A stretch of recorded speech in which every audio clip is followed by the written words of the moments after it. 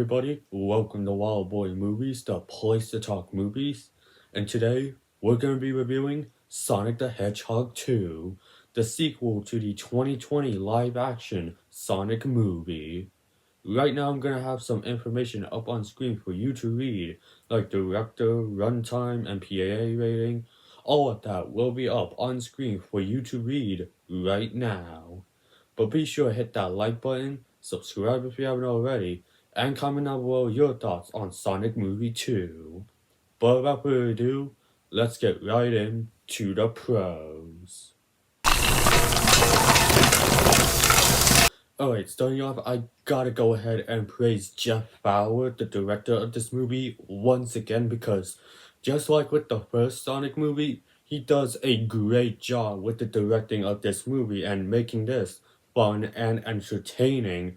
But unlike with the first Sonic movie, this film incorporates some more of the Sonic video game sides that we know of this franchise, like Super Sonic and the Chaos Emeralds.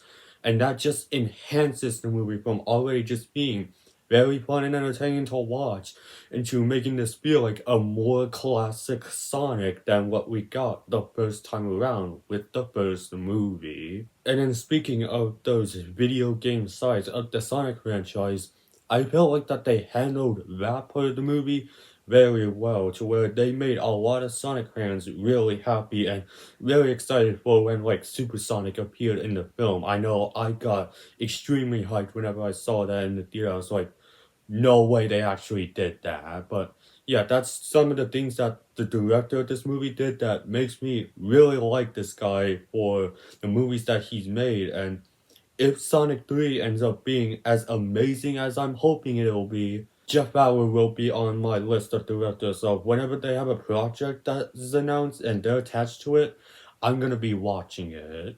I also gotta go ahead and praise the CGI in this movie because, once again, the CGI looks very good in this movie. Like, we not only have one CGI character in this movie, but we now have three with the introduction of Tails and Knuckles, which I'll get to in a bit.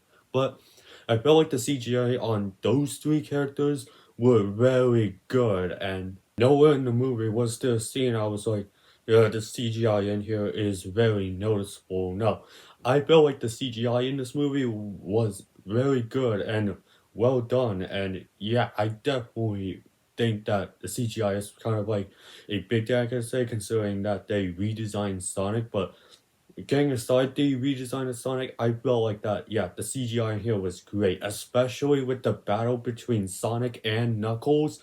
But that scene was just visually amazing. Like, that CGI in here, it's definitely worthy enough to be like a wallpaper on like your mobile device or laptop. That's how good the CGI in here was. I also gotta go ahead and praise the cast in this movie, starting off with the returning actors like James Marsden, Tika Sumpter, Ben Schwartz, and Jim Carrey. They all continue to do a great job in their roles, especially Jim Carrey. Like, he continues to be like the best actor out of this entire Sonic movies, just because I feel like that he's having a lot of fun in the role of Dr. Robotnik. But I want to get into the two new characters and actors that they went ahead and brought in for this movie. Starting off with Tails, voiced by Colleen, who is actually reprising her role as Tails from the post-credit scene of the first Sonic movie and the video game series. I felt like that she did a great job as the character of Tails, just like what she does in the Sonic games. I will admit, Tails' backstory in the movie was kinda weak, but yeah, I felt like that Colleen overall did a great job as the character of Tails. But if we're talking about the new characters, the best one out of this movie has to be Knuckles, voiced by Idris Elba. And I honestly thought that Idris Elba did a great job as Knuckles. Like, out of this new cast of Sonic Movie 3, including some of the new human characters that are introduced here, I felt like that Idris Elba's Knuckles was the best new cast member out of the second Sonic movie. Like, I felt like that Idris Elba was hilarious in the role of Knuckles, kind of like taking everything seriously. Putting aside some of the humor that Knuckles gives in this movie, I felt like that, yeah, Knuckles was a pretty cool character in this movie. Like, some of his action sequences in here were very cool to look like, whether that be the first fight between Knuckles and Sonic or the later fight between Sonic and Knuckles on Angel Island in front of that Master Emerald. I felt like that Knuckles was a cool fighter in this movie and definitely a very cool character in this movie that yeah, I was pretty excited when I found out that he would be getting his own spin-off series on Paramount Plus, which I will review eventually in the near future. But some of the actors who played these human characters also gotta get some praise, like once again James Morrison and Tika Sumpter, also Lee Machida as the character of Agent Stone. Agent Stone continues to be like the best human character that we've gotten other than Donut Lord, but honestly, the best human character that we got in this movie has to be Rachel, played by Natasha Rothwell, because I felt like that her scenes in this movie were absolutely hilarious. Like, once it's revealed that her husband that she's marrying in this movie ends up being a gun agent, she gets insanely mad and wants to flat out get revenge on Randall. Like, I felt like that was hilarious in this movie. Now, I do understand why some people did not kind of like that scene, but for me, I felt like that, yeah, it was absolutely hilarious, and I can't wait to see what kind of things that she does in Sonic 3, since we know she's gonna be in that third Sonic movie. But the biggest pro that I can give this second Sonic movie is that it's a million times better than that first Sonic movie, which is a movie that I also enjoy very much. But I feel like that this second movie did a lot of things better than that first movie. Like I said earlier, it brought in more of the video game side of the Sonic franchise, like bringing in Super Sonic and the Chaos Emeralds. And it set things up for the third Sonic movie that, not gonna lie, got me very excited, which is why Sonic 3 has been my most anticipated movie of the year ever since Sonic Movie 2. But just putting that aside, it was just also very fun and entertaining to watch. Like, again, like the first movie, you're not expecting an Oscar-worthy film.